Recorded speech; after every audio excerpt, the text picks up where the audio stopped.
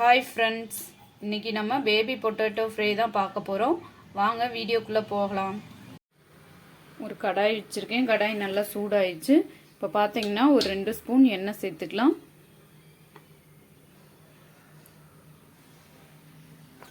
எண்ணெய் நல்லா சூடாகட்டும். எண்ணெய் நல்லா சூடாயிடுச்சு. ஒரு 1/2 ஸ்பூன் பார்த்தீங்கன்னா கடுகுளுந்து சேர்த்துக்கலாம். கடுகுளுந்து நல்லா பொரிஞ்சு வரட்டும். கடுகுளுந்து நல்லா பொரிஞ்சிருச்சு. இப்போ கொஞ்சம் கருவேப்பிலை சேர்த்துக்கலாம். அதையும் சேர்த்து வதக்கி விட்டுருங்க.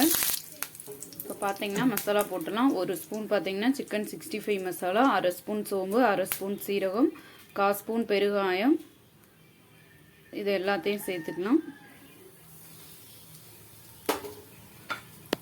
இதை சேர்த்துட்டு நல்லா அந்த எண்ணெயிலே மிக்ஸ் பண்ணி விட்டுருங்க.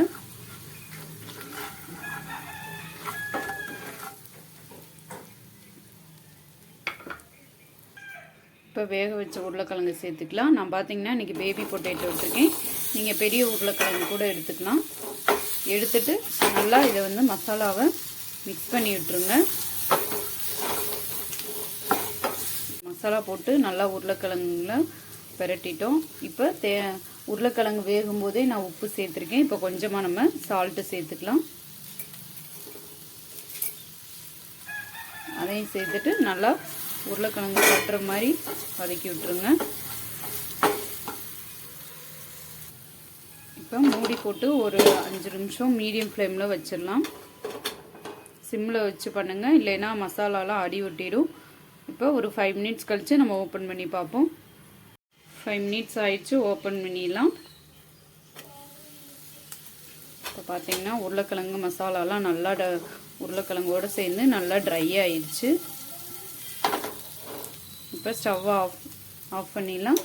கட் பண்ணி வச்சுருக்க மல்லி இலையை தூவிங்க. பேபி பொட்டேட்டோ மசாலா ரெடி ஆயிடுச்சு. நீங்களும் வீட்டில் இதே மாதிரி ட்ரை பண்ணி பாருங்கள். தயிர் சாதம் எல்லா சாதத்துக்குமே சூப்பராக இருக்கும். நீங்களும் வீட்டில் ட்ரை பண்ணி பார்த்துட்டு எப்படி இருக்குன்னு எனக்கு கமெண்ட் பண்ணுங்கள் ஃப்ரெண்ட்ஸ். உங்களுக்கு இந்த வீடியோ பிடிச்சிருந்துச்சுன்னா லைக் பண்ணுங்கள், ஷேர் பண்ணுங்கள், சப்ஸ்கிரைப் பண்ண மறந்துடாதீங்க. Bye friends, thank you.